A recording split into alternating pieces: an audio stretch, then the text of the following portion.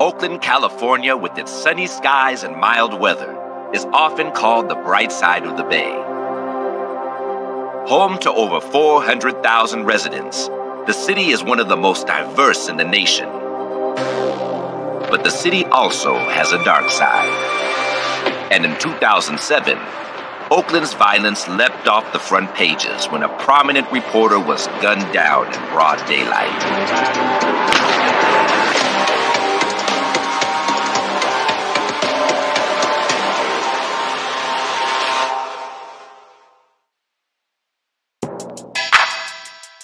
Oakland is the third largest city in the Bay Area and has been voted one of the most exciting places to live in the United States.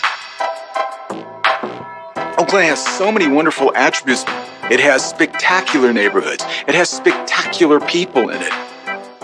Oakland is a mecca in everything you can think of. We're a mecca in the sports industry. We're a mecca in music production. We're a mecca in arts. But Oakland also has a very different kind of reputation. Oakland has a dark side, ranking amongst the most dangerous cities in California. In the 1980s, Oakland became well known for the crack epidemic. Our all-out gang warfare, murders on the street, drove us to the #1 violent city in the state of California.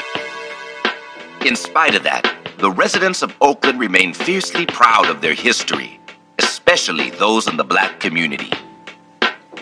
We have a sense of pride here in this city that's not matched by anyone. Oakland has always had such a strong history, from the Panthers to the Black businesses here to gospel. African American history here in Oakland is deep, rich, varied, and it goes way back to the Transcontinental Railroad. Its terminus was here in Oakland, not in San Francisco. And a lot of African Americans who worked the railroad settled in what is West Oakland today. But even in a tight-knit community like Oakland, contentions can form. And on August 2nd, 2007, a brutal crime would send shockwaves through the city. For the residents of Oakland, it begins like any other workday, with a busy morning commute. It was a sunny, warm morning. There were lots of people out, lots of vehicular traffic, people going to and from work. And then there was just the actual foot traffic. But around 7:30 a.m., this relatively peaceful routine suddenly erupts into violence. You know, a man just got his cup of coffee. He's walking to work. Somebody pulls up in a white van, gets out the ski mask with a shotgun. He saw a guy in black run across the street with a shotgun, and the guy shot him. And when he fell, he rolled over, and then they shot him in the face. I couldn't believe that it happened in the manner that it did. It was something out of a movie. Witnesses immediately call 911, and police and paramedics arrive minutes later. But it's far too late to save the victim. He was pronounced dead on the scene. It's a scene that has become all too common. But this time, the victim is someone everyone knows. A beloved journalist named Chauncey Bailey. When I arrived at the scene, Chauncey Bailey had already been pronounced deceased, so therefore his body was not transported to a hospital. He was just covered with a tarp, awaiting the arrival of the Alameda County Coroner's Office to recover his body. The area that Chauncey Bailey was shot is 14th Street in downtown Oakland. Major thoroughfare, many individuals who are coming and going to work. Because it was broad daylight, early morning hours, there were multiple witnesses, onlookers, and people in disbelief as word spread that Chauncey Bailey had been killed. You couldn't think of why did it happen. And I didn't get it, and we were just in shock. Mr. Bailey's office, the Oakland Post, was just a block and a half away. In the opposite direction was the McDonald's, and then just beyond the McDonald's was the county courthouse. So this took place in view of the county courthouse. For Chauncey Bailey, this iconic investigative journalist, to be murdered, it really puts you in a high-pressure situation because you want to solve it, because he was so beloved to the people of Oakland.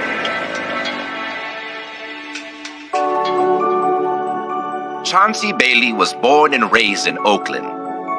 Chauncey's love of language eventually led him to pursue journalism. After graduating from San Jose University, he worked in Connecticut, Chicago, and Detroit before eventually returning home to work as a cub reporter for the Oakland Post. The Oakland Post is one of our leading papers out here, especially for the black community. He was the classic reporter, the one that would get the whole story before he let you know about it. He came from the old school of hard knocks, shoe leather reporting newspapers, and would ask the tough questions. Chauncey immediately stood out among his peers, not only for his writing, but for his personality as well. Chauncey was dapper. He always wore suits. He was charming. He was funny. He had a great sense of humor. He was witty. He was a very personable, very likable, and a very intriguing person. He was a wonderful storyteller, which is what made Chauncey the reporter that he was. Chauncey was very passionate. He was someone who cared a lot about the black community, had strong opinions about black empowerment and business. Over the next few years, Chauncey honed his craft, working as a print and TV news reporter. His platform grew even larger in the 1990s when he became a familiar face on the Soul Beat TV network.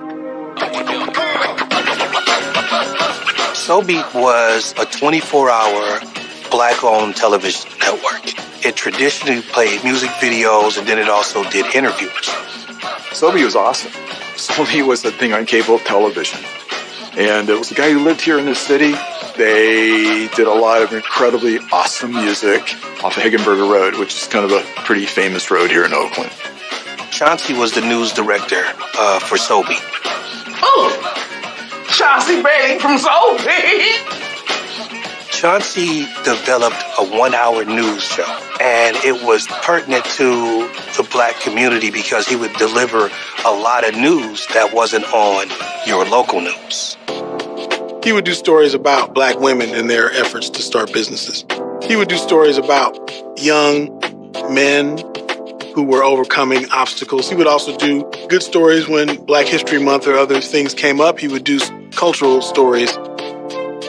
He was basically telling stories on the newscast that was ignored by other news outlets. Chauncey's programs would turn Soul Beat into an integral part of the community. Soul Beat used to find lost children. Like, people would actually call the news program and speak to one of the anchors and say, hey, my daughter's been missing for a couple of days. I'm looking for her, I'm worried about her, and called the police. They said they're keeping an eye out for her. And 10 minutes later, somebody would call and go, hey, you looking for Renika? Oh, she next door at such and such house. I'm going to tell her you looking for her. One of the stories was this woman, she was about to be homeless. She had 8 kids, and Chauncey interviewed her. And 10 minutes later, somebody called and said, well, I got this apartment building. I got an apartment. Tell her to give me a call, and we'll make something happen. That was the beauty of Soul Beat. When Chauncey finally slowed down long enough to start a family, he passed his love of journalism on to his son. One of the things I really remember about Chauncey was his son, Quincy, who he used to bring into the newsroom, and he was very proud of. And he was a kid who sort of grew up before our eyes in the newsroom. Chauncey's like, I don't care if my son doesn't do anything else, but he's got to read. I think his son was reading by the time he was 3. Although the marriage didn't last, Chauncey and his son remained close. And in 2005, Chauncey's career came full circle when he returned to the Oakland Post, this time as editor-in-chief. Chauncey was like the perfect person to take that job. he really added a lot of experience and depth to that publication at a really important time. It was a real dope paper. He would do stories that was really important to the community.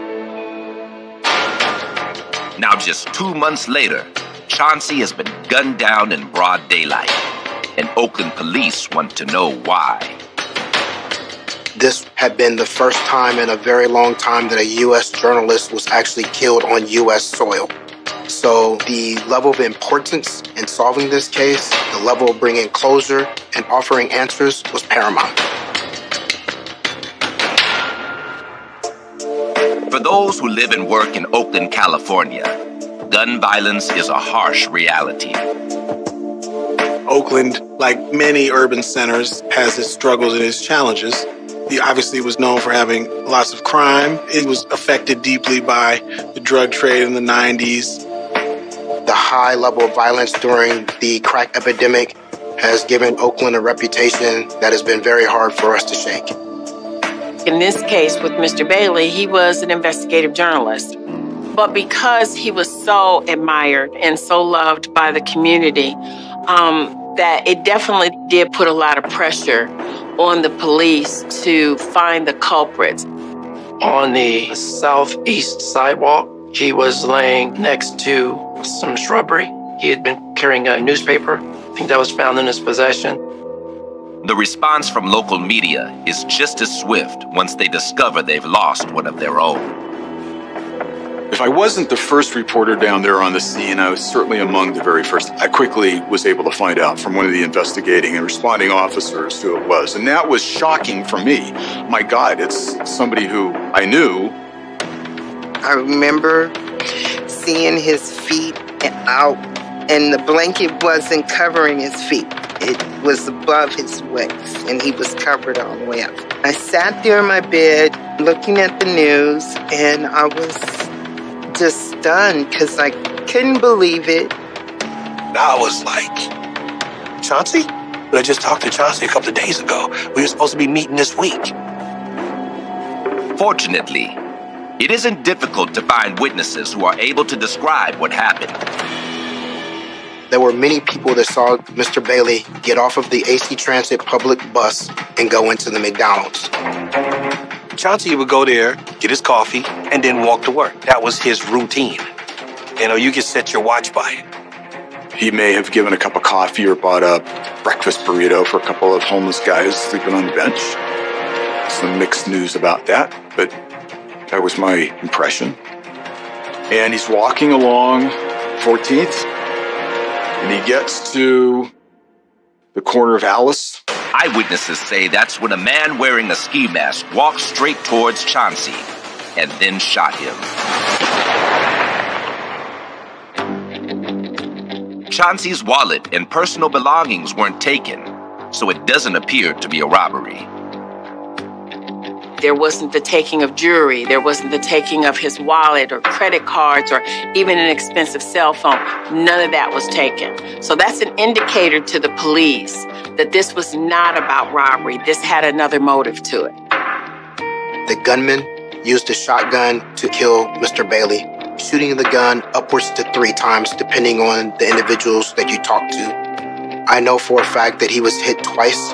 The last one, execution style, as he lay on the ground, already suffering from 1 gunshot wound. My first thought was that it was probably something personal and not professional, because journalists don't tend to just get shot in the street in the United States. But according to his colleagues, Chauncey seemed to have more friends than enemies. Chauncey was a bit of a man about town. He got around, and he was a social animal as well. So he would go to many events, pressers in the afternoon, social things at night, and he had many casual acquaintances. Chauncey Bailey had an infectious personality. He was very talkative with everyone, men and women. He also appeared to be on good terms with his ex-wife, despite frustration over their custody arrangement.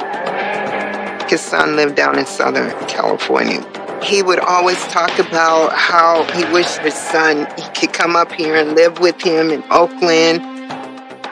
His current love life, however, is more of a source of speculation.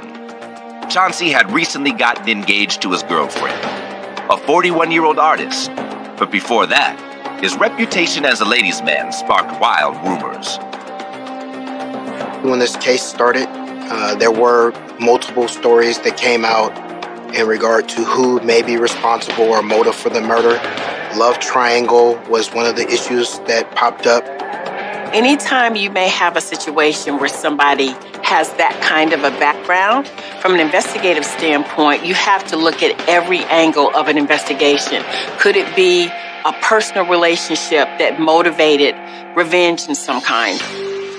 Former colleague Zima Wyatt recalls an incident that happened shortly before his death. We were riding to a press conference at City Hall, and I noticed that he was acting real quiet. And he said, "Zima, I feel like someone is following me."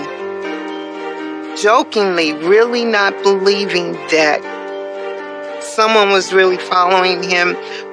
First thing I said was, "What woman is trying to kill you now?" He's like, "No, Zima, someone is following me, and I think they're trying to kill me." And the way that he said, "No, Zima," let me know something was wrong, but I just still couldn't fathom that someone was trying to kill him. Chauncey's family suspects it wasn't a former girlfriend, but someone with a grudge against Chauncey for his hard-hitting journalism.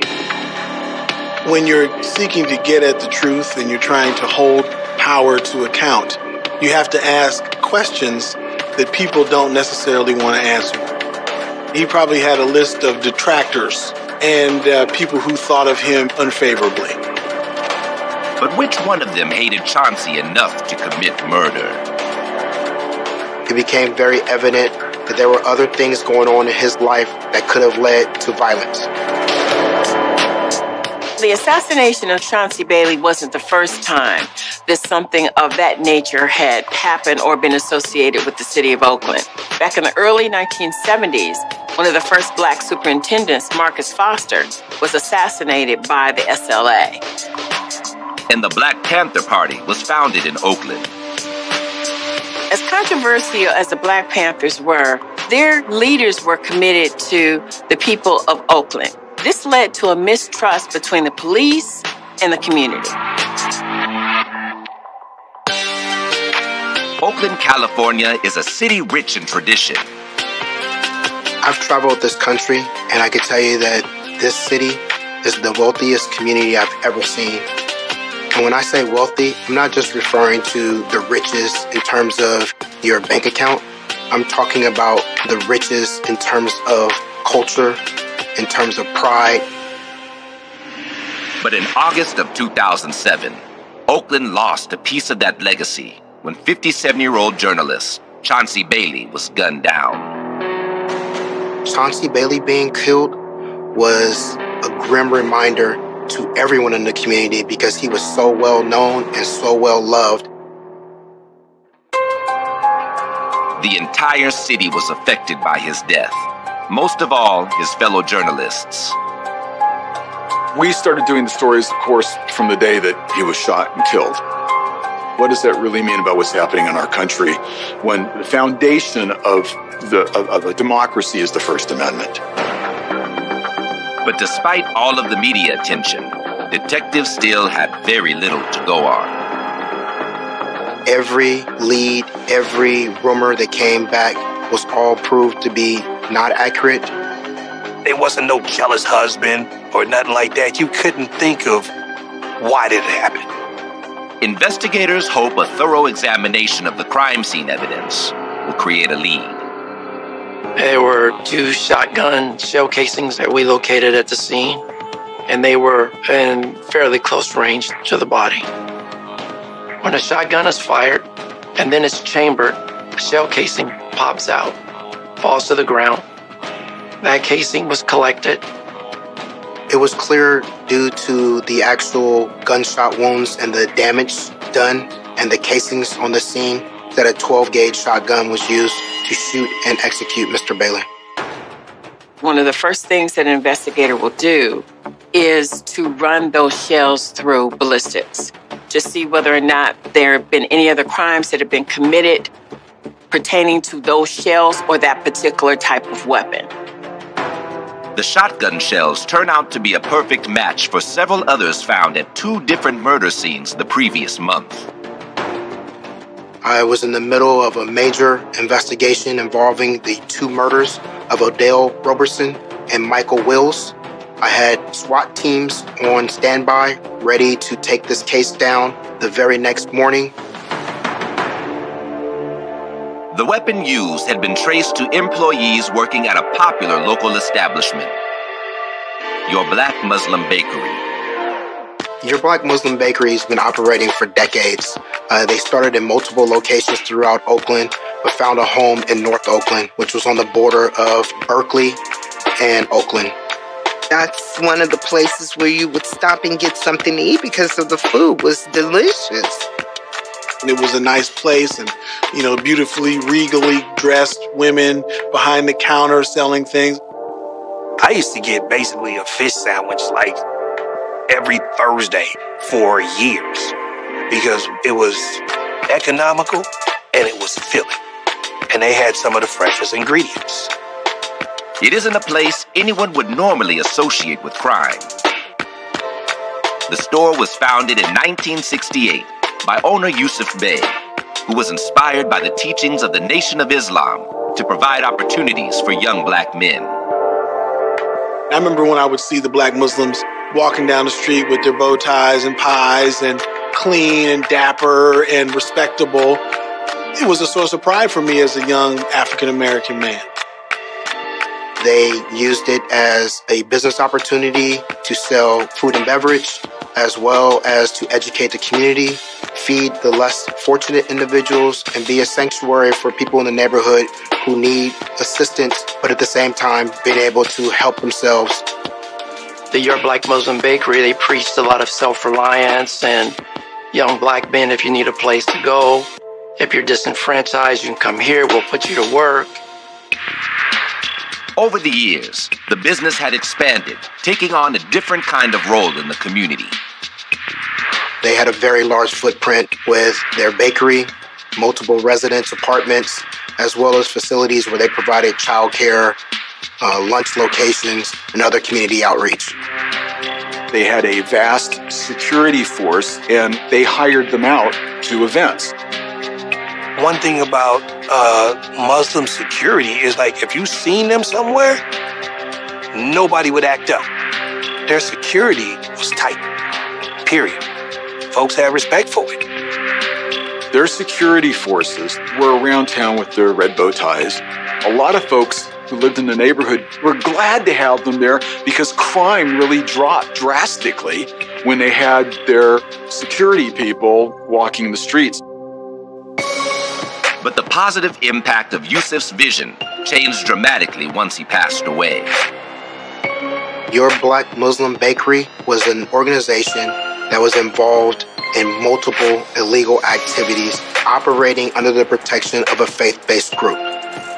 Your Black Muslim Bakery had been the focus of many criminal investigations ranging from statutory rape, torture, kidnap, all the way up into murder. Everything from fraud to shootings to homicide to vandalism.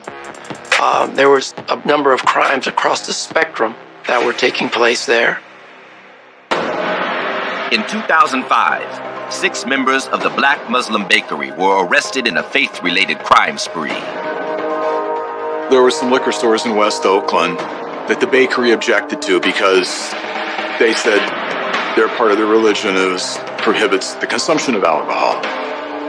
So one evening, a bunch of these guys from the bakery go down there with baseball bats and just destroy all the bottles. There's this poor immigrant guy trying to run a shop there so he can feed his family. But why would the bakery want to get rid of Chauncey Bailey? The city of Oakland has long been known for its political activism. Oakland was always the engine that drove causes in the Bay Area. we'll be the first to legalize something, or we'll be the first to push a button. Yusuf Bey built his store, Your Black Muslim Bakery, on the dream of shaping a better world for Oakland's black community. But his son had different ideas. Yusuf Bey Sr., he died in the early 2000s. And upon his passing, he left the bakery to 3 or 4 older gentlemen that had been working throughout the years. Antar Bey, who was 20 or 21 years old, he was young, but he wanted to have possession of the bakery. There was a clash between the young and the old. There was a bookkeeper at the bakery by the name of Wajid. He disappeared. Sometime later, his body was discovered buried in a shallow grave in East Oakland. Upon his disappearance, the other older gentlemen decided they wanted nothing more to do with this, which left Antar to run the bakery. After Antar was killed in a carjacking, his brother Yusuf Bey IV took over and followed in his footsteps. Now police have reason to believe employees of the bakery were involved in the murder of Chauncey Bailey. And on August 3rd, less than 24 hours after Chauncey was shot, they conduct a raid on the bakery's buildings.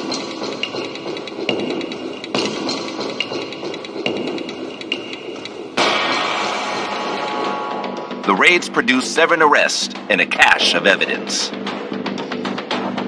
We found evidence that linked members of the Your Black Muslim Bakery to not only the 2 murders that we were investigating, but other crimes that were under investigation as well. And in a bizarre twist, the most damning piece of evidence literally lands at investigators' feet. That's actually pretty normal behavior for a suspect to try to get rid of evidence. Whether it's a drug dealer and he's trying to flush drugs, or it's somebody trying to shred documents. One of the suspects, the idiot, thought that he was going to throw away evidence and threw the gun out the window, and it landed right in front of the police. The bakery's leader, Yusuf Bey IV, and the man who tossed the gun, 19-year-old Devondre Broussard, are among those taken into custody. Broussard is a handyman at the bakery with a long rap sheet. Mr. Broussard was a polycriminal. He had multiple arrests for an assortment of crimes. Originally, Mr. Broussard indicated that he was not responsible for the murder of Mr. Bailey, that he had nothing to do with it. He was adamant that he was not responsible, that he didn't, in fact, participate in the murder of Mr. Bailey. Yusuf Bey IV also claims he's innocent, but says he knows who was responsible. Yusuf Bey IV, he indicated that others may have done things thinking that they were doing for him at his behest.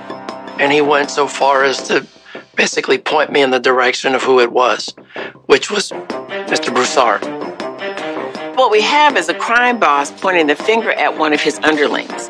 And as an investigator, you don't want to let anybody off the hook, big fish or little fish. Mr. Broussard indicated he wanted to speak to Yusuf Bey IV alone for just a few minutes, and then after that, he would tell us the truth. Detectives put Yusuf and Broussard in the same room together. The unconventional move quickly pays off.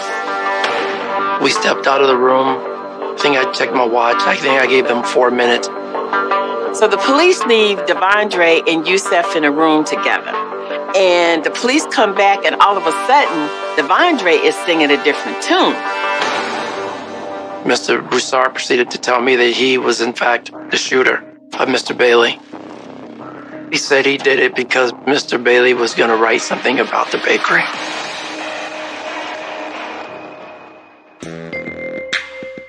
Investigative journalism has a lot in common with what police do. Sometimes their work can actually lead to the solving of a case. The Center for Investigative Reporting, the nation's first nonprofit journalism organization, got its beginnings in Oakland. They focus on aspects of the investigation that the police just didn't have the resources to follow up on. The city of Oakland is still reeling from the murder of well-respected journalist Chauncey Bailey. And on August 8th, 2007, they show up to pay their last respects. The service was huge. It looked like everybody in Oakland was there. That was a testament of what Chauncey meant to people. Chauncey was committed to the city of Oakland, and in particular the Black community. He reported on the good things that helped Oakland and the bad things that were destroying Oakland. His death didn't just devastate people. It took something away from us.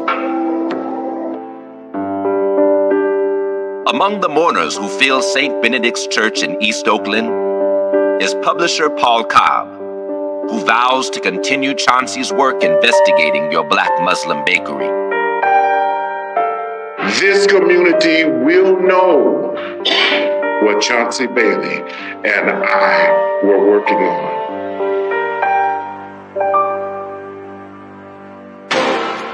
An employee of the bakery, 19-year-old Devondre Broussard, has been held without bond after confessing to the crime. Broussard claims he acted alone, killing Chauncey to stop him from finishing a scathing article about the bakery and its patriarch, Yusuf Bey. Yusuf Bey, the senior, had been charged with inappropriate conduct with young women for rape. The noose was tightening around that empire, and Chauncey had reported on this. Yusuf Bey, he had gotten cancer and ultimately died before going through the trial. But his son, Yusuf Bey IV, always hated Chauncey for reporting on those stories. Although they can't prove it yet, Chauncey's colleagues believe Yusuf Bey IV ordered Broussard to carry out the hit. You had newspaper people, you had TV people, you had radio people, all coming together. We formed the Chauncey Bailey Project. I was one of the two real working reporters on the project. Well, for me, from the morning that he was assassinated, they took it upon themselves to actually continue the investigation and make sure that Chauncey Bailey's murder was not in vain and that all people responsible were held accountable. That task becomes more difficult when Broussard's lawyers instruct him to withdraw his statement, claiming his confession was coerced by Sergeant Longmire of the Oakland Police. First, Broussard is denying this murder. Then they let Bey come in, have a conversation with him. And then after the conversation, Broussard admits to the murder. But they don't record it. The media felt that there was something not right about all of it. They felt that something was afoot. So they started looking and creating. Now, I don't personally think that Longmire was dirty, but I think that he left himself open to criticism. There was a feeling that he was sort of too close to Bey. It comes out that Sergeant Longmire had known Yusuf Bey IV for 2 years and cultivated a personal relationship with him. Some believe it is a conflict of interest that allowed Bey to evade arrest. there was one good, strong voice in the Oakland Police Department that kept saying to the command staff, that bakery is a criminal enterprise and we need to do something about it. But his ability to establish a rapport with people that were really difficult to communicate with was used against him. OPD homicide were the darlings of the media. A short time later, when they found out that Yusuf Bey IV was not being charged, we became the black sheep. The Oakland Police Department faces even sharper criticism when the Chauncey Bailey Project uncovers a shocking revelation about the raid on the bakery. It was initially planned for a day or two before Mr. Bailey's murder.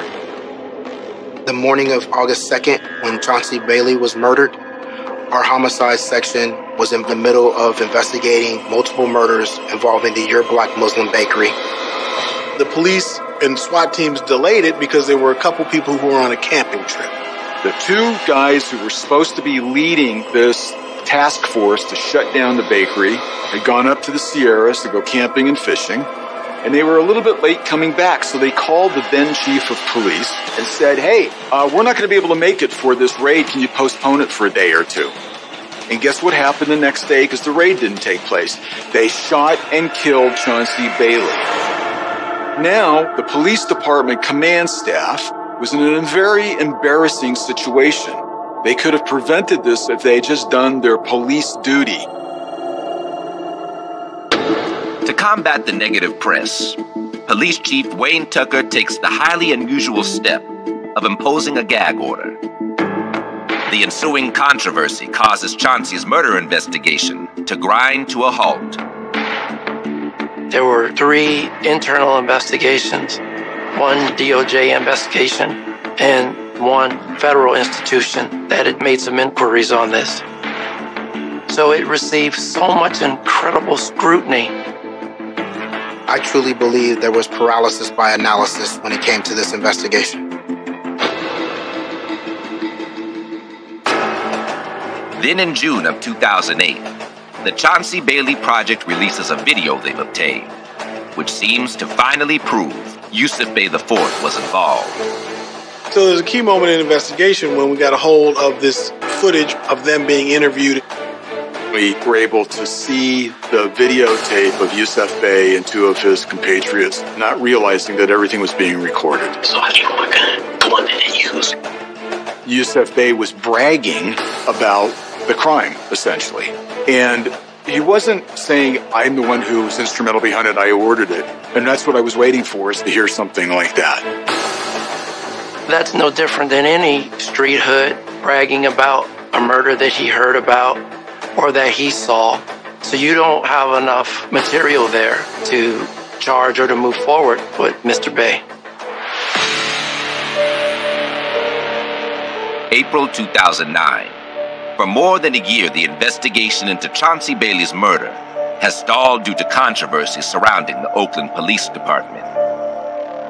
But now the primary suspect, Devondre Broussard, suddenly changes his mind again. He's ready to make a deal with prosecutors. So much of this has to do with Devondre flipping, going from denial to taking a fall for his leader, to realizing that he was the sucker. He wasn't a soldier, as Bey used to call him, but rather that he was a dupe.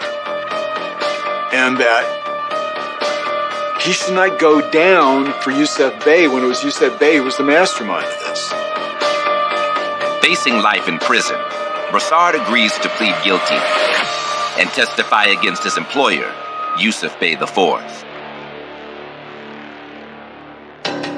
In April, he goes before the grand jury and tells them about the order to kill Chauncey Bailey. He had a history of writing negative articles about members, all the way up to the father and founder of the Your Block Muslim Bakery. But what caught the eye of the Black Muslim Bakery folks was a story that he was doing on the finances of the bakery. One of the big concerns for Yusuf Bey IV was that the probate court was going to hear and learn about some things that would cause the probate judge to strip the bakery away from Yusuf Bey IV. Yusuf Bey IV was under the impression that either the story had not been written and he was going to prevent its being reported, or that it was only in Chauncey Bailey's head and that by killing the man that he would kill the story. Broussard says Bey planned the shooting, selecting him and getaway driver Antoine Mackey for the job. Bey manipulated him and the shooter by showing them videotape of Chauncey Bailey at his father's funeral. And then he gave Broussard the shotgun, and these guys are loyal soldiers, so you know they're going to do anything for him. On August 2nd, Broussard and Mackey stalked Chauncey Bailey on his way to work, waiting for the right moment to strike. They saw Chauncey Bailey come from his house, and the plan was to execute him right there. Unfortunately, they were not able to shoot him because he got onto an AC Transit bus. They then followed the bus to downtown Oakland and saw him get off and go into the McDonald's. After he came out the McDonald's, they saw their opportunity to actually execute him. Chauncey's walking along, a white van with no plates, comes roaring up. The Devondre Broussard jumps out with a shotgun and drops him. Hits him twice. He falls. Devondre sprints back to the van being driven by Mackey. For some reason or another, either he's been told to go back there and finish him off, or he decides to do it. Jogs back over to Chauncey's fallen body and unloads another couple of shells into his head. Then they speed away. On April 29, 2009, the grand jury indicts Yusuf Bey IV for ordering the murders of 3 men, Chauncey Bailey, Odell Robertson, and Michael Wills. Antoine Mackey is also charged, and on March 21, 2011, both he and Bey stand trial in Alameda County. The trial was pretty sensational.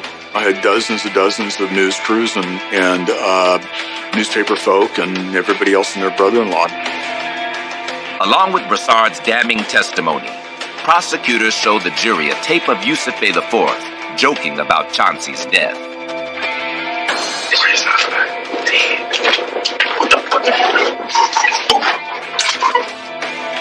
It was really important evidence because he knew explicitly what happened. It had been reported to him hours or an hour after Devondre had executed him on his orders.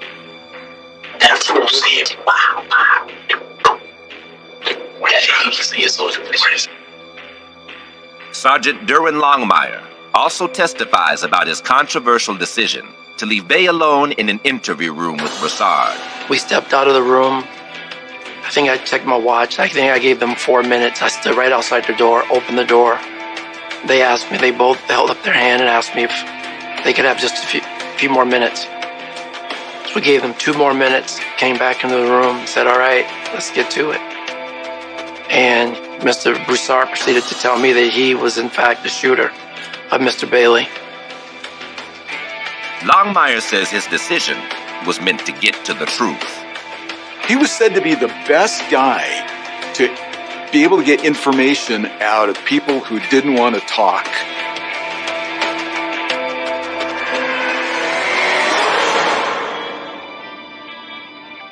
The defense attempts to discredit Broussard's testimony, calling him a liar who'd already changed his story several times.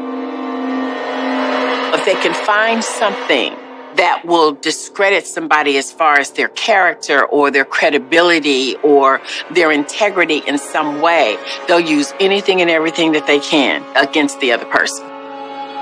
Fortunately for justice, the Alameda County District Attorney had a great prosecutor in Melissa Crum who brought the case home.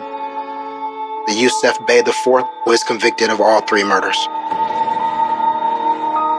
Antoine Mackey is also convicted. Both he and Bey received consecutive life sentences with no chance for parole. For his role, Broussard receives 25 years. The city of Oakland was forever changed by the murder of Chauncey Bailey. Not only because he is missed, but because his case ultimately brought about the kind of reform he fought for during his career. If you fast forward to present day, Oakland has been deemed one of the safest cities around. We have been nationally recognized as far as dropping our violence rate. I think Chauncey was one of those unsung heroes that people didn't get what he was attempting to do until after he was murdered. Journalism can be a risky business, but we do it because we love it and because we believe in the role that journalism plays in our society and in our democracy. Chauncey didn't deserve to be shot down in the street for trying to do his job.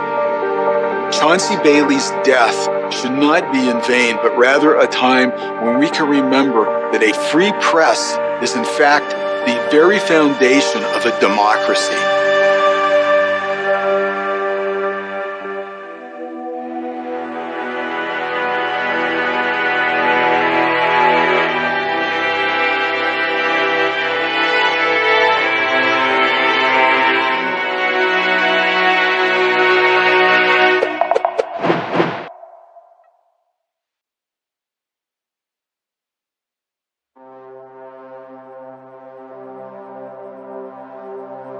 Riverside, California is a peaceful town full of sunshine and orange groves. And the Mediterranean climate and nearby Joshua Tree National Park make it a picturesque place to live. But not even the California countryside is immune to violence. In 2008, the search for a group of brutal killers would lead investigators from a quiet bedroom community to the last place anyone expected.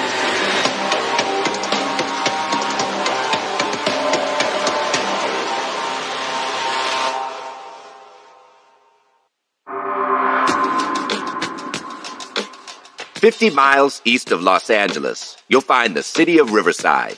It's the largest in California's metropolitan area, known as the Inland Empire, and the birthplace of the state's citrus industry." Riverside County is the 10th largest county in the country. It's a huge geographic area.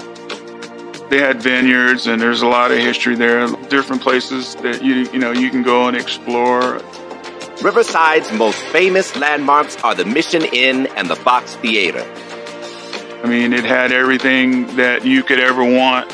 They had the, little stores, little mom and pop shops and stuff like that. Originally founded by the Native Americans in the 1700s, Riverside became a colony of the United States in 1870. A few years later, the first orange groves were planted. Today, Riverside and the surrounding area contains more suburban families than farmers. It's one of those areas where you can get a lot bigger house for the money than you could in like San Diego or Orange County. It's a peaceful community. The school systems are really good. It was a perfect place to raise, a new family. Riverside is awesome. It's a close commute if you want to come down to San Diego. You're close to Los Angeles. And Temecula itself is a wine region, so you have all kinds of wineries and restaurants and things to do out there. But on October 15th, 2008, that peace was shattered. While most of the city gets ready for work, the Riverside County Sheriff's Office is suddenly bombarded with 911 calls. They're all concerning one young couple, Jan and Kiana Piacek. My wife and I, we got a call early morning. The person asked, where was Kiana? Had you seen Kiana? I was like, no, she should be at work. And her secretary said, no, she wasn't there. I said, well, let me call Yannick's phone. When we couldn't reach Yannick's phone either, I had a really weird feeling in the pit of my stomach. Jan is a sergeant in the Marines, and Kiana works at an infant care center. Neither one of them is known to miss work. Both were regarded as very responsible individuals, people who wouldn't miss work without calling in sick or calling in late. It was extraordinarily out of character for each of them, and both Sergeant Piacek's supervisor and Kiana's supervisor both alerted the Sheriff's Department. They asked her to do what's considered a welfare check of the residents to make sure that they were okay. We don't get a lot of serious calls coming out of that area. So when the preliminary information came in, they gave us an address. That address was within 2 or 3 miles of the courthouse, so it didn't take us long to get there. Deputies arrived to find the Piacek's front door left open. As soon as they step inside, they're struck by the smell of gasoline. But that's not all. As you walk down the entryway area, it opens up into kind of a great room with a large kitchen off to the right, and then the living room area off to the left with the couches. And lying by the couches were Yannick and Kiana Piacek. They've been executed. Both of them had red duct tape wrapped around their eyes. Both had their ankles and wrists taped together. There was apparent blood coming from their head. It was obvious when you walked up to the body where they had been shot. They were killed almost execution style. Both of them were shot in the back of their heads multiple times. As an investigator, when you're coming onto a crime scene, you literally have laser focus. You're paying attention to anything and everything. Everything is important. Nothing is too small when it comes down to evidence. Sometimes you work an investigation, you may not get all the details of the crime. But in this situation, we know exactly what happened. This is a cold-blooded murder. Jan and Kiana Piacek were a little different from most of their Riverside County neighbors. Jan was born in Poland, and his family immigrated to the United States when he was 10 years old. They'd first settled down in Brooklyn, New York. He had a Polish accent, and he got, picked on and bullied sometimes. Despite all of that, he loved this country. He loved America so much. His mom made him a quilt of the American flag, and he slept under the American flag when he was a boy. Jan was just a teenager when the terrorist attacks of 9/11 occurred. For a boy with such a strong sense of patriotism, there was only one thing to do.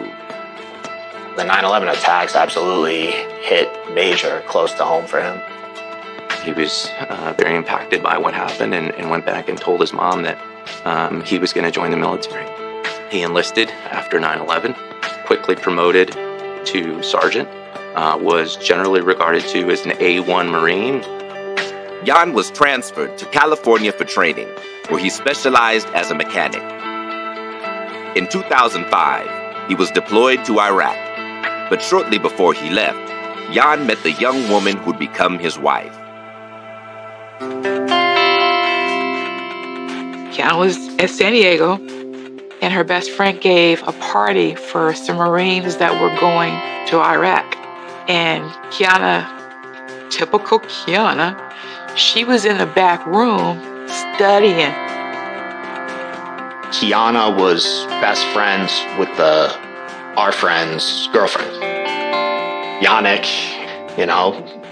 made up his mind that he wanted to date her and get to know her better. I don't think she wanted to date Marines, but he was persistent and I think kind of got her number and got to talk to her. But Jan would have to wait until his tour of duty was over to pick up where he'd left off. They gave the guys a welcome home party, and finally she gave him the time of day. Jan had a lot of personality, a great sense of humor, tried to make everything fun and enjoyable, really liked to enjoy life, but was also a really hard worker. Once she saw who he really was as a person, I think that she fell in love with him equally as he fell in love with her. She brought him home and she said, I think this is the one. I said, are you sure? She says, yeah, Daddy. I think he's the one I'm going to marry. I said, okay, well, if he's good enough for you, then, he's good enough for me. In the summer of 2008, the couple got married. She planned everything. She picked the colors. Her and Yannick did everything on their own. And that's what made it special. And this was in a wine vineyard on a beautiful, perfect San Diego day with Marines and dress blues and his beautiful wife and all her bridesmaids. I can remember all the bridesmaids wearing Converse. That's what Kiana wanted. She had white Converse on, and it was just awesome to be there and to witness the wedding and to witness the union, and everybody just seemed to be so happy. After the wedding, Jan and Kiana moved into their first home in Winchester, a mostly working-class community just south of Riverside. 2 stories, backyard, remodeled kitchen. Not a lot of enlisted Marines, get into a house that beautiful. Perfect neighborhood, more or less, for a newlywed couple to begin, their new lives together. But the newlyweds would never even get the chance to finish unpacking. We were just celebrating their wedding, and now they're dead. I couldn't process it. Who would harm them? Why?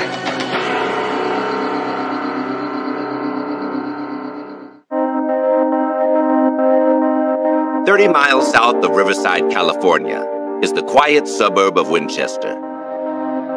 The area where Jan and Piacek had bought a home was actually in Riverside County, in an area considered Winchester or French Valley.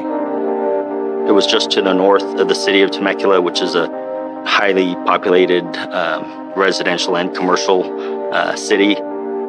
Winchester was a mostly rural area until a construction boom during the early 2000s. The affordable housing was attractive to military families stationed at nearby Camp Pendleton. Among them were Jan and Kiana Piacek. Kiana worked in Paris, and Yana was at Camp Pendleton. So that area was in between both of their jobs. They knew what they wanted right away, and that was to be married, that was to buy their home, and that was to build a family together. But now, the couple have become the victims of a horrific double homicide, and investigators are determined to find out why. Typically, the violence that we see in those areas is related to drugs and other things like that. We don't have, thankfully, that many situations where completely innocent people are targeted in a murder like this. Right away, you could see that there's shoe impressions on the tile floor. You can smell gasoline in the house. Our first impression walking in was whatever happened there, they were trying to destroy evidence by trying to catch the house on fire.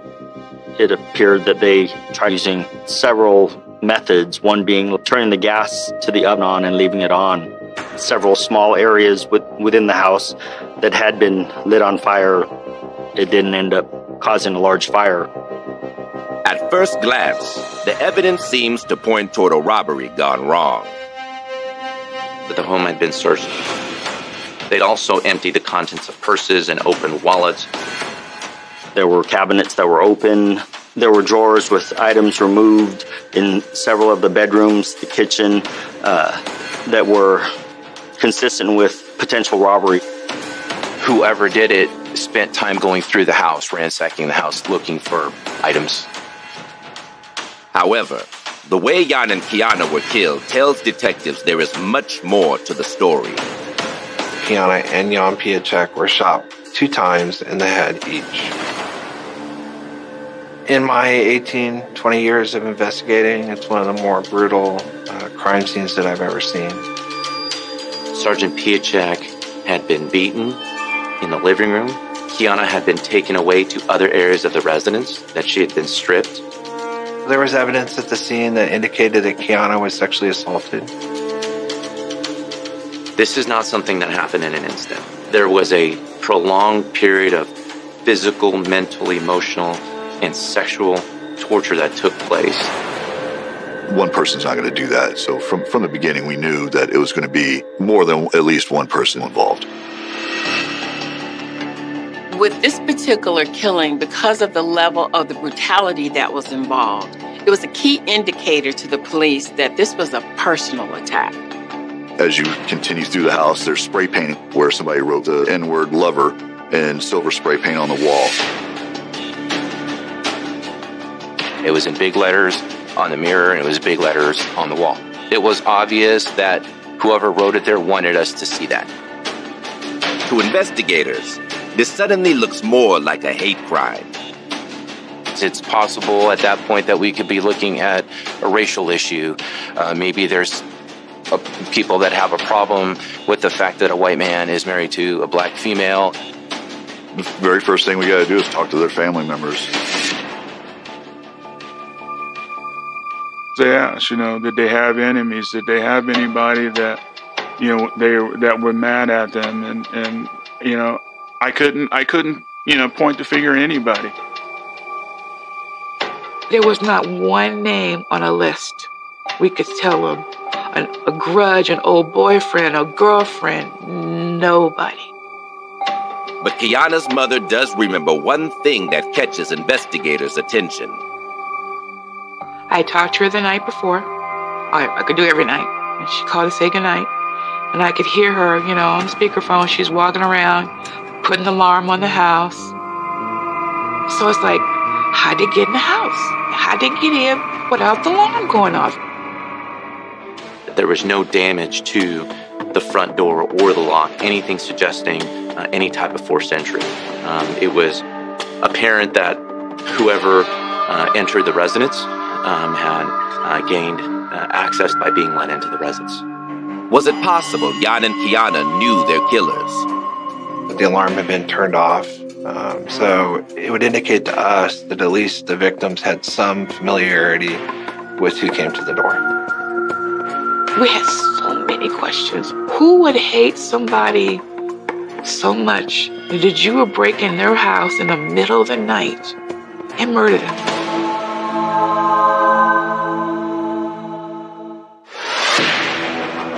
If Jan and Kiana's murder was a hate crime, it would belong to a protected class of crimes.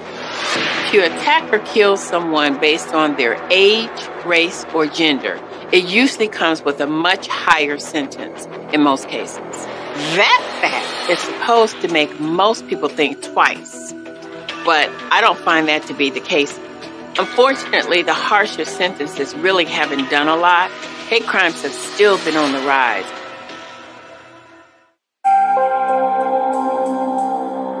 News about the brutal murders of Jan and Kiana Piecic leave their families and their Southern California community reeling. Within the community of Riverside County, within the Marine Corps, there was a complete shock that this crime had occurred. A lot of their family, the last time that they had seen Sergeant Piecic and Kiana before the funeral was at their wedding. That was the nature of the timing between their wedding and their murders. I don't think it ever really hit until we actually had to arrive at the funeral. And just knowing that there's 2 caskets and your cousin's in them. We had the funeral at my mom's church, and the main hall held 500, and they actually had to open up another room. The type of person that Kiana and Yannick were. I mean, you know, they touched the lives of a lot of people. Meanwhile, Riverside County detectives are hard at work tracking down their killers. Because they found multiple footprints throughout the house, that was an indicator that they were looking for more than one suspect. There were 3 distinct shoe tread patterns that our forensic tech used latent print powder, the way they would recover fingerprints.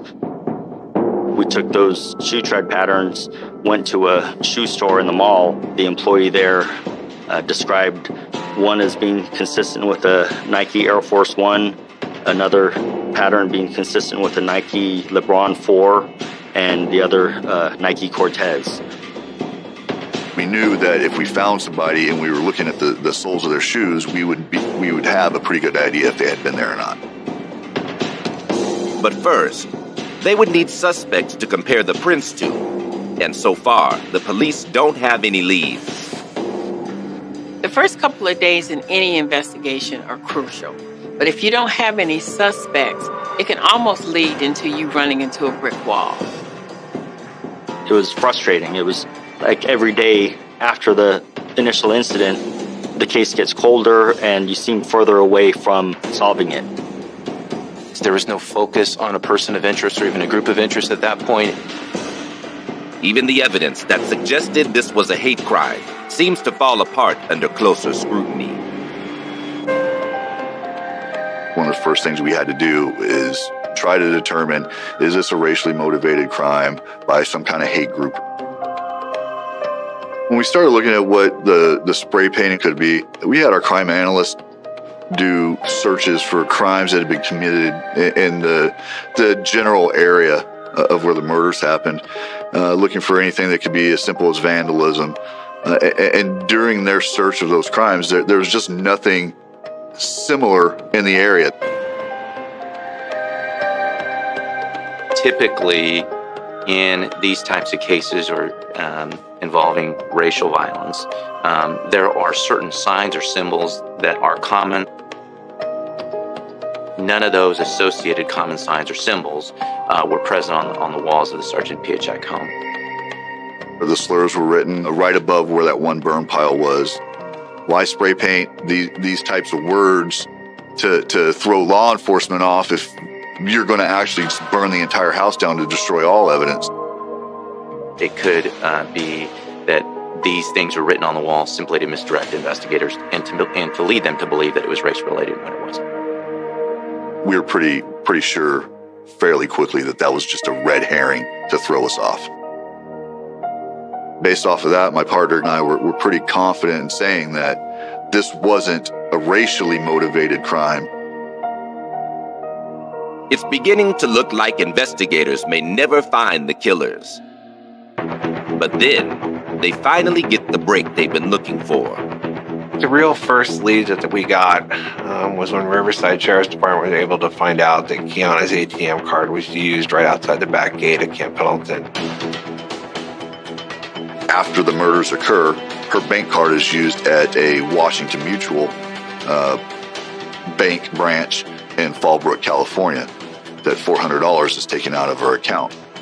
Through that, we're also able to find that those ATM machines have cameras on them. Detectives reviewed the camera footage, but unfortunately, the suspects had been careful to cover their tracks. For the people who used the ATM card at that location were sophisticated enough to cover their faces completely with bandanas. Blue bandanas were used to mask that subject's face, and the subject was wearing Mechanics brand black gloves with white letters on it. So you could see those two things that stood out to us. Police may not be able to identify the killers yet, but at least now they know where they went.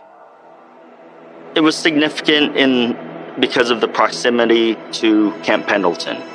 Our victim, Jan, worked at Camp Pendleton. There were some theories of the possibility that the suspects responsible for this were also in the military. There's really no reason anybody would be going to Fallbrook directly after a murder unless they lived in Fallbrook. We're heading to Camp Pendleton. The fact that it was so close to the back gate indicated to us that they were most likely going to Camp Pendleton. Could Jan and Kiana's killers actually be fellow Marines? We could kind of see things clicking. All arrows really pointed to Camp Pendleton. A week into the investigation, Riverside County detectives believe the suspects in the brutal murders of Sergeant Jan Piacek and his wife Kiana might be fellow Marines. It was probably challenging for the investigators to have to suspect that Marines may possibly be involved with this case. I mean, most people look at the military as our heroes. Camp Pendleton is a Marine Corps base located 40 miles south of Winchester. It is the largest military facility in California, giving investigators more than 100,000 potential suspects to consider. Camp Pendleton truly is its own city. You have housing there where you have active duty military members that live there with their families. There are schools there. There's a grocery store called a commissary. Once the information started coming out that there was potentially an angle that involved military service members, then obviously the Sheriff's Department had to reach out to NCIS for their cooperation in gaining access to base. A military base is a different jurisdiction, so the police would have to work with the military in regards to conducting any kind of investigation. NCIS offers a lot to civilian departments investigating crimes, specifically homicides. We can offer forensics assistance, we can offer investigative assistance, and we can also kind of navigate the military world. NCIS was instrumental in allowing the Central Homicide Unit to do this investigation because they needed special permission from the base commander, and they need to be escorted throughout the base by NCIS personnel. After securing permission from Camp Pendleton's commanders, investigators start interviewing the Marines serving in Jan's unit. One of the things that we wanted to try and do is establish who had daily contact with Jan Piacek. In particular, who worked for him, who worked around him, who were his friends, and to determine if anybody had any kind of animus against Sergeant Piacek. The initial people that we talked to were like, we have no idea why this would happen. He was a hard-working Marine. But detectives soon discover that Sergeant Piacek wasn't popular with all his troops. Some guys thought he was like riding them, and I guess they didn't like him. He was restationed in Camp Pendleton at a training squadron. So this is a different environment than a mission-ready Marine Corps squadron. This is a training group. He went there to try to implement better Marine Corps culture with this group of Marines. And obviously they didn't appreciate it. And there was one Marine in particular who took issue with Jan's leadership style. We had another Marine come forward and tell us about a problem that had arisen with another Marine named Tyrone Miller. When we met with this Marine off base, he told us about receiving the information about Tyrone Miller hating Sergeant P. That Sergeant P had made comments to Tyrone Miller that he was going to have a bad performance evaluation. It comes out that he was planning on blocking Miller's promotion. So this may have been a good motive as to why this murder happened. Tyrone Miller actually had made a statement after the murders were discovered that, I feel bad that Kiana's dead, but I don't care that Sergeant P is dead. But was Tyrone Miller actually angry enough to kill his commanding officer? Having discovered that Lance Corporal Miller had some animus against Sergeant Piaczek, we decided to bring him to Camp Pendleton to the NCIS headquarters. Investigator Wortman and I told him we were following up on the investigation of Sergeant P's murder and explained to him that this was a voluntary interview, that if he wanted to leave, he could. He said, no, this is no problem. I liked Sergeant P. As we spoke to him, we started asking questions that I would call alibi statements that you would ask almost anybody. Where were you during this time? Were you in this particular area? We asked him basically in the manner of, we don't have your cell phone records now, but if we obtained them, would there be any reason your phone records would show you in the area of the victims the night of the murder? And he said they shouldn't. That stood out to us because it's not a strong denial. Their suspicions are raised even further when Tyrone describes what he was wearing on the night of the murder. He very simply could have just said, I wear casual clothes, but he instead decided to say, well, he wears his Air Force Ones. He's wearing shoes that leave the same tread pattern as those that were found at the crime scene. When we both left that interview, I think we both believed that he was somehow involved. Because Jan and Kiana's murder involved Marines, the NCIS played a big role in the investigation. Homicide investigations can be difficult, and it's more complicated when there's more hurdles that you have to jump through. You have to conduct an investigation differently when it involves any division of armed forces. Suddenly, there's certain procedures that have to be followed. I wouldn't have any jurisdiction on a military base.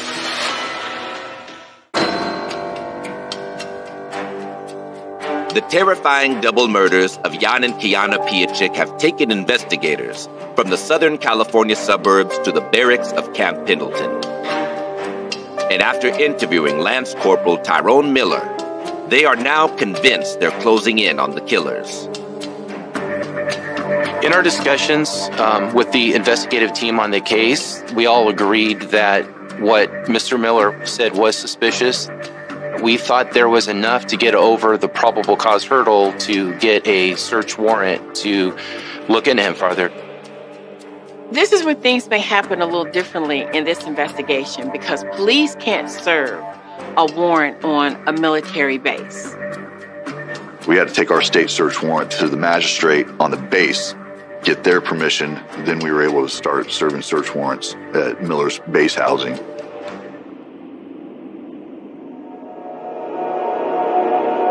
On October 29, 2008, investigators from Riverside County and the NCIS coordinate to search Miller's home on the base. At that time, we used a ram to open the door, announcing that the police get down. As we turned the corner into the hallway, we noticed that Lance Corporal Miller had picked up his toddler and he was using his toddler as a shield. backing out towards the back bedroom.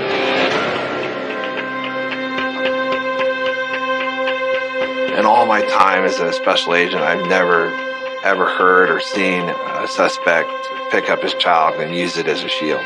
This was despicable. Thankfully, Lance Corporal Miller got down and we made the arrest. While NCIS agents detain Miller, investigators begin collecting evidence. Inside that house, the investigators found Sergeant Piaczak's home address scribbled on a piece of paper that was concealed inside a couch. A cache of firearms, some of which were stolen.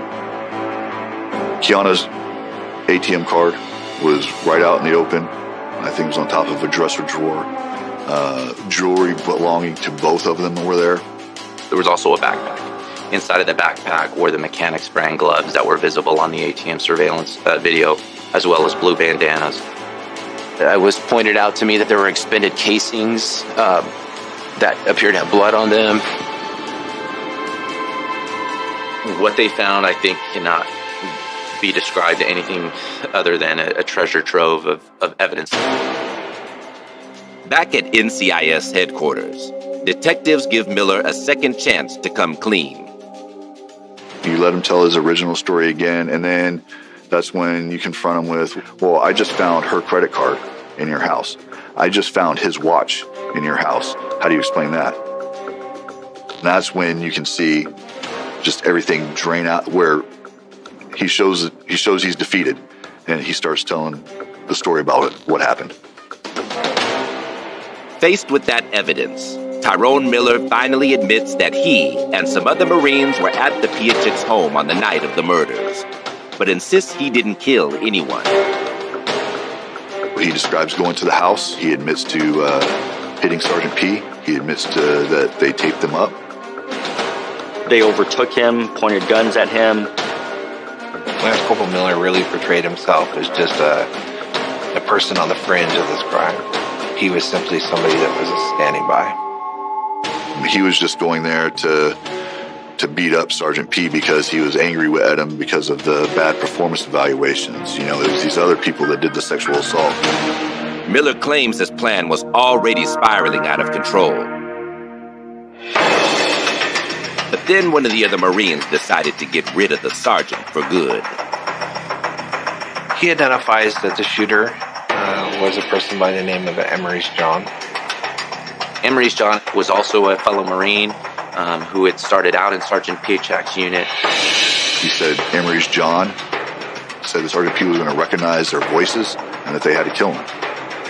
And that Emery's John walked over to both of them and shot both victims in the head. Based on Miller's statement, investigators immediately bring John in for questioning. During that initial interview, Emery's John steadfastly denies that he had anything to do with the murders. Emery's John couldn't comprehend how anybody could do this to someone like that. But the evidence found in his barracks tell a different story. Inside of his residence, they found a Nike Cortez shoe, which was consistent with the impressions that were found at the crime scene. When later they were tested by Riverside Sheriff's Laboratory, they found Jan Piaczak's blood on the shoe. 2 of the 3 shoe prints found at the murder scene have now been accounted for. And facing murder charges, the suspects are quick to give up their accomplices. Tyrone Miller tells him that someone named Kevin Cox was with him as well. Investigators then went to speak to Kevin Cox. And Cox eventually admitted that, yes, he'd been there as well, and he mentioned a 4th. We had described the 4th suspect as going by the name Psycho. So we had that name, but we didn't know who it belonged to. When we do a search for Kevin Cox's barracks room, we find his cell phone, and in his phone is the nickname Psycho. NCIS ran that phone number through their system, and we were able to identify Keyshawn Sykes. A search of Sykes' apartment uncovers more of Kiana's stolen jewelry. This is how investigations go sometime.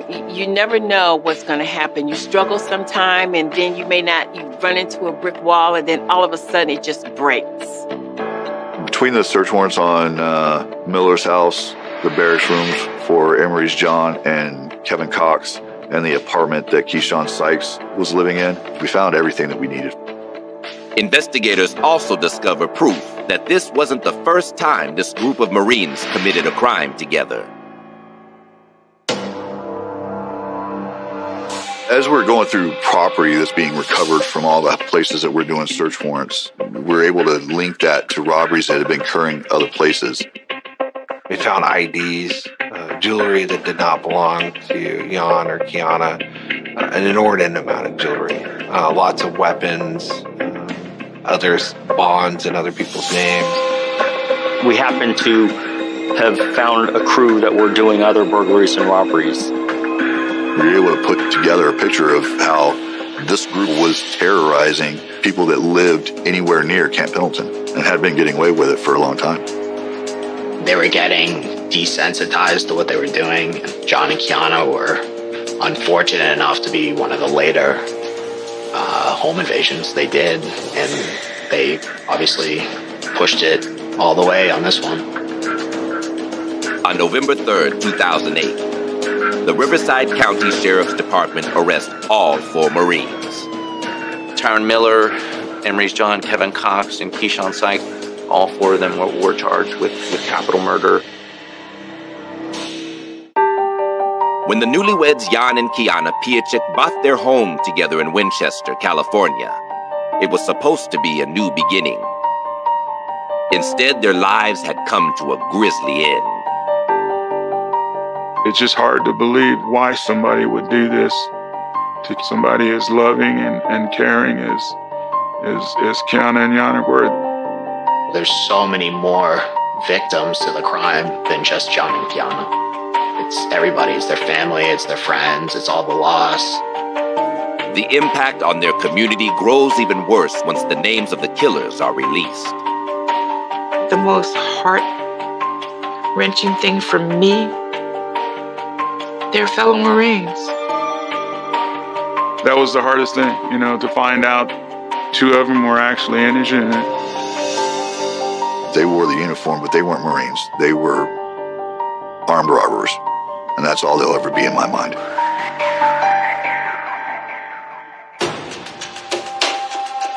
On August 12, 2009, a Riverside County judge orders the 4 defendants to be tried for murder. Unique in this situation is the fact that you have 2 potential outcomes for prosecution. You have the United States Marine Corps, which can prosecute the offenders, or it can be tried out in town under the state of California and the California Penal Code.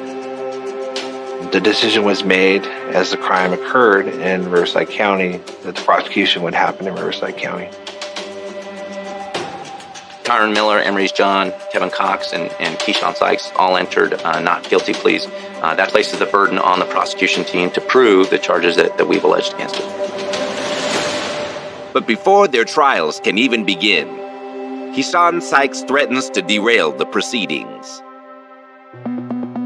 So there was a time in Keyshawn Sykes' pretrial litigation where he stood up and started talking incoherently and taking what appeared to be urine and spreading it across the courtroom. That forced the defense team to have him evaluated. The court has to decide whether that person is considered competent or not. The jury ended up finding that there was not enough evidence to believe that he was incompetent.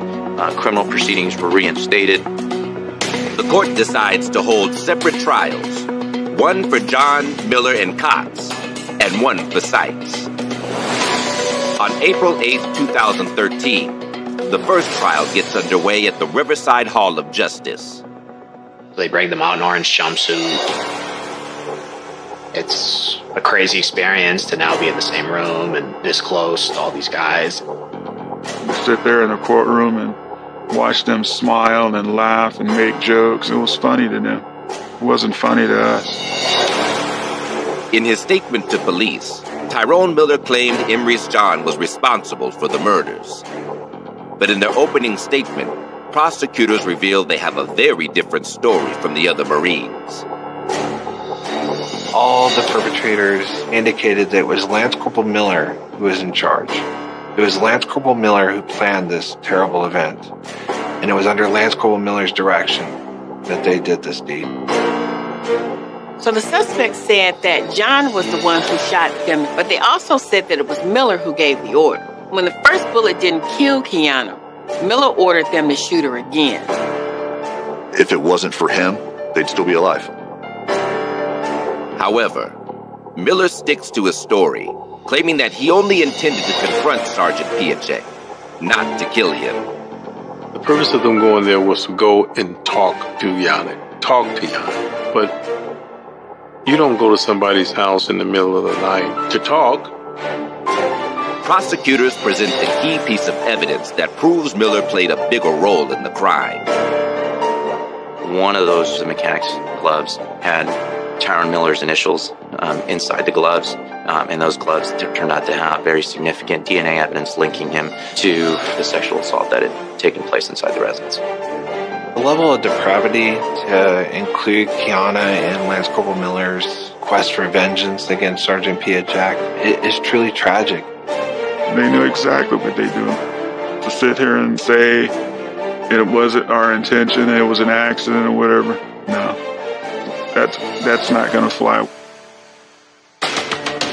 Kevin Cox also tries to minimize his involvement. Kevin Cox's defense team focused their arguments on the fact that Kevin Cox said he was a lookout and that he was not in the house at the time of all the worst things that happened. One of the attorneys said, well, while you were standing outside, how come you didn't call the police? How come you didn't try to stop it?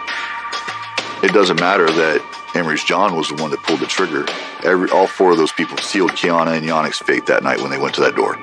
They didn't try to talk anybody out of going to that house. They did everything to further the crime and nothing to prevent it. They were trained, and they used that training to kill my children. The juries deliberate for several days before rendering their decisions. Ultimately, the trial led to guilty verdicts for all four. Tyrone Miller was also convicted of sexual assault.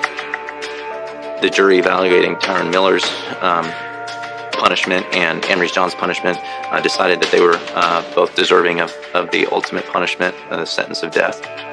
Kevin Cox's jury ended up deciding that life without parole was a more fitting punishment. A year later, Keyshawn Sykes stands trial. He is also found guilty and sentenced to death.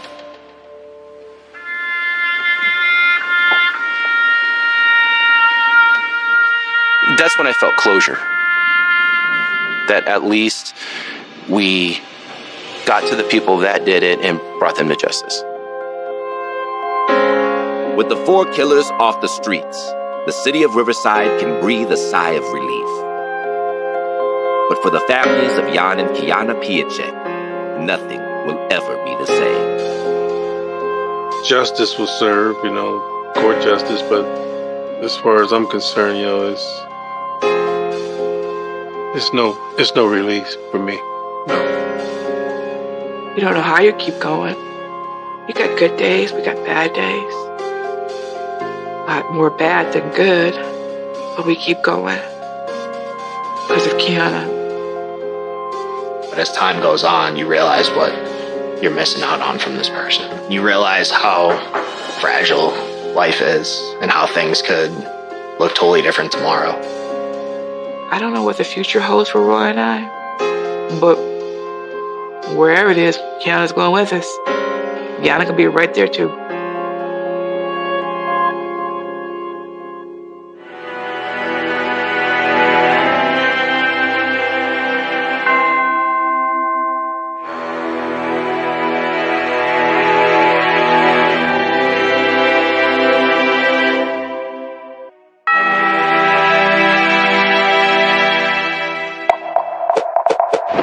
New Orleans is one of the grand dames of the Deep South. From the bayou to Bourbon Street, the city radiates with unique charm. And every year, tourists flock to its streets to celebrate the tradition of Mardi Gras. But in autumn of 1998, the city became the scene of a horrific murder when a beloved musician was gunned down in the streets.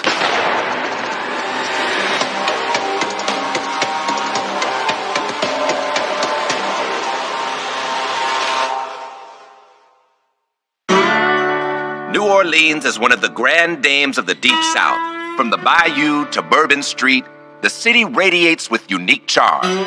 And much of that is due to its multicultural heritage. We have the various cultures, but we come together as one. Makes New Orleans different from other places. Indispensable to New Orleans is the African American population. Around 1800 or 1810, a census of New Orleans showed that the city was more than 50% African, either free or enslaved. And that affected the architecture, the food, it influenced the culture, it influenced everything. So Black influences have been part of New Orleans from the very beginning.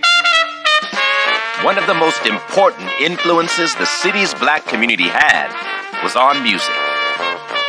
Beginning in the late 1800s, you had the tradition in New Orleans of the French marching bands. The French marching bands used drums, they used horns.